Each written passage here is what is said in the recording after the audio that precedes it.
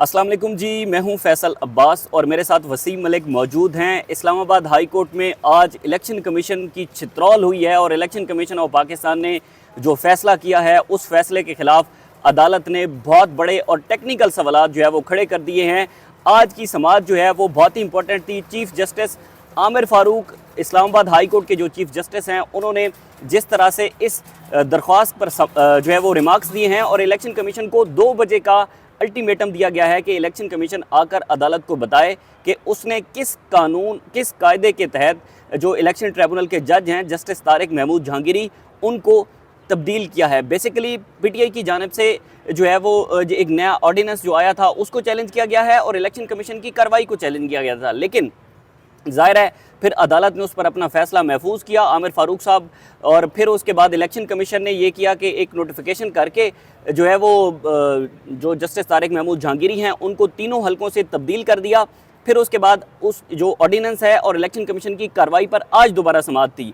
उस समाअत जो है वो कमरे अदालत के अंदर क्या अहवाल था, वसीम मलिक ज़रा बताइएगा। आज बेसिकली बड़े सख्त रिमार्क्स हैं अदालत के। अच्छा देखिए, गुज़श्ता रोज़ जो इलेक्शन कमीशन ऑफ पाकिस्तान ने एक वारदात डाली, मेरा पहले से ये मानना था कि ये बराह रास्त अदलिया की आज़ादी के ऊपर हमला है। हाँ। इसे इसी तरह से लिया जाए कि जो जस्टिस तारिक जहांगीरी के हवाले से जो दरख्वास्त मंजूर की गई है मुस्लिम लीग नून के उम्मीदवारों की, वो बड़ी माज़रत के साथ मुअज़्ज़ज़ जज की तज़हीक है।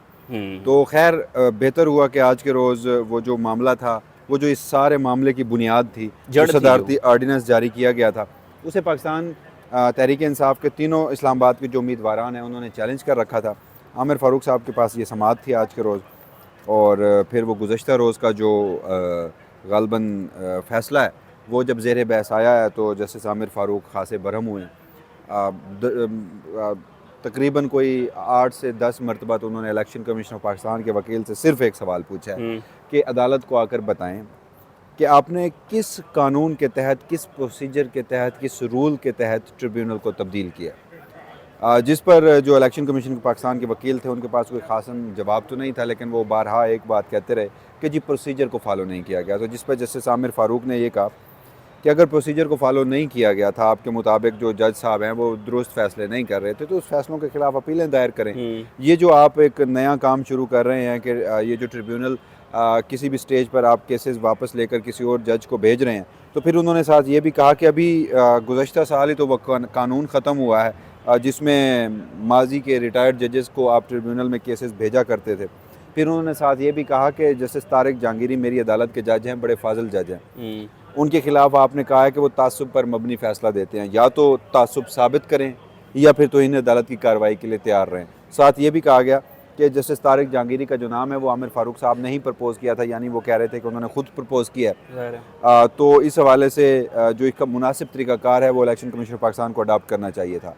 ये भी बार बार कहते रहे कि इलेक्शन कमीशन ऑफ पाकिस्तान का ये जो फ़ैसला है ये बरकरार नहीं रह सकता, ये फ़ैसला दुरुस्त नहीं है। लेकिन मामला ये था कि जो अब समाअत 2 बजे तक मुलतवी हुई है, अल्टीमेटम दिया गया, उसमें जो पाकिस्तान तहरीक इंसाफ के वकला हैं उनकी जानिब से, क्योंकि रात को देर गए, वो जो फ़ैसले की मुसद्दका नकूल थी, तहरीरी हुक्मनामे थे इलेक्शन कमीशन ऑफ पाकिस्तान के, वो जारी किए गए थे वेबसाइट पर, तो आज के रोज़ वो चैलेंज नहीं कर रखा था।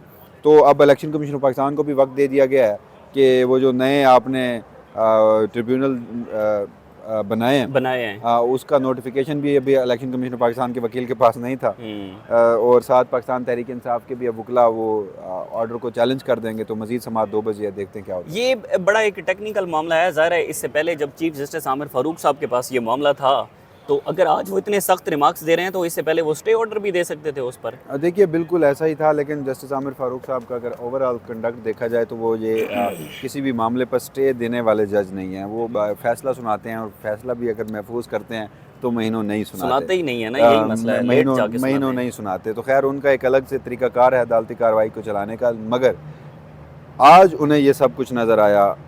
ये गुज़श्ता समाअत पर आ सकता था, आपने बड़ा ज़बरदस्त सवाल पूछा, लेकिन आज ये सब कुछ नज़र आया। और फिर आमिर फ़ारूक साहब की अब तक की गुज़श्ता कारकर्दगी को देखते हुए मैं इस बात पर मुतमईन नहीं हूँ, फ़ैसला शायद जो आएगा वो इलेक्शन कमीशन ऑफ पाकिस्तान के हक़ में भी आ सकता है। अभी भी आप ये सोचते हैं कि इलेक्शन कमीशन के हक़ में फ़ैसला आएगा? देखिए माजी में तो बिल्कुल ऐसा होता रहा है, लेकिन आज जिस कदर और जिस स्टेज तक आमिर फ़ारूक साहब गए, वापस हटना मुश्किल तो होगा, लेकिन मैं नहीं समझता कि उनके लिए नामुमकिन है। मैं भी रोज़ाना की बुनियाद पर आमिर फ़ारूक साहब की कोर्ट को कवर करता हूँ। मेरे लिए बड़ा हैरान कुन था कि आज उन्होंने जो इलेक्शन कमीशन के वकला को आड़े हाथों लिया और उन्होंने जो इस नुक्ते पर और इस सवाल पर बुनियादी सवालात उठाए कि हमारे जो जज साहब हैं, मैंने उन्हें अपॉइंट किया था, मुझे ये बताएं कि आखिरकार ये मामला हल कैसे होगा। मसला ये है कि जब तारिक महमूद जहांगीरी साहब ने तो ज़ाहिर है एक ही सवाल किया, वो सवाल ये था कि भाईजान अगर आप जीते हैं तो आकर अदालत को बताएं कि आपने जीता है, फॉर्म 45 दिखा दें और अदालत के सामने जो है वो बयान हल्फी अपना जमा करवा दें।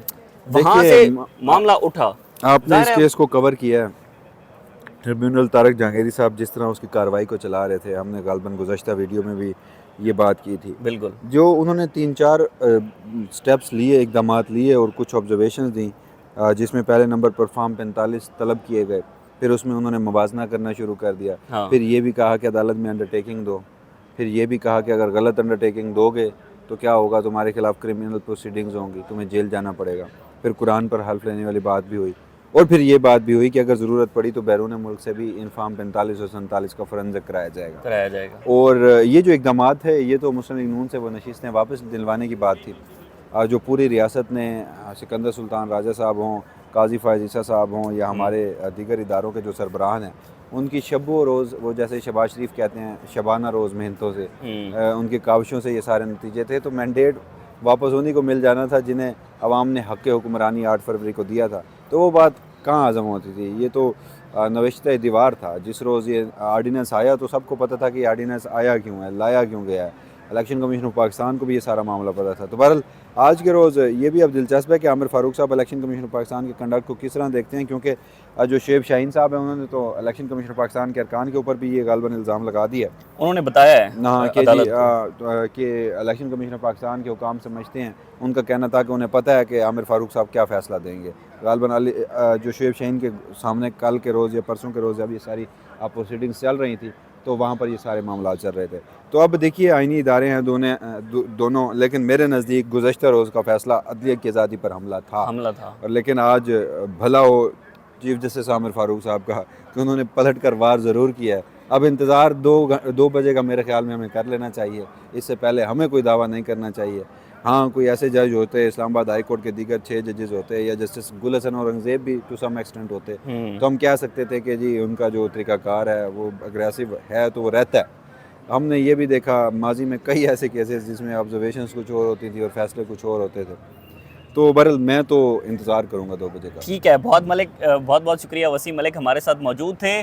ज़ाहिर है जो माजी के चीफ जस्टिस आमिर फ़ारूक साहब के फ़ैसले हैं, उन्होंने जिस तरह से केसेस को सुना, फ़ैसले महफूज किए, काफ़ी टाइम फ़ैसले नहीं सुनाए, उन सारी चीज़ों को मद्देनज़र रखते हुए अब हम भी कोई इस तरह का एक्सपेक्टेशन नहीं कर सकते थे कि वो उस जो ऑर्डिनेंस है, उस ऑर्डिनेंस को कलअदम करार दे देंगे, जो कि एक जड़ है कि जिसमें जस्टिस तारिक महमूद जहांगीरी को तब्दील किया गया। अब ये सारे मामला ज़ाहिर है देखने होंगे।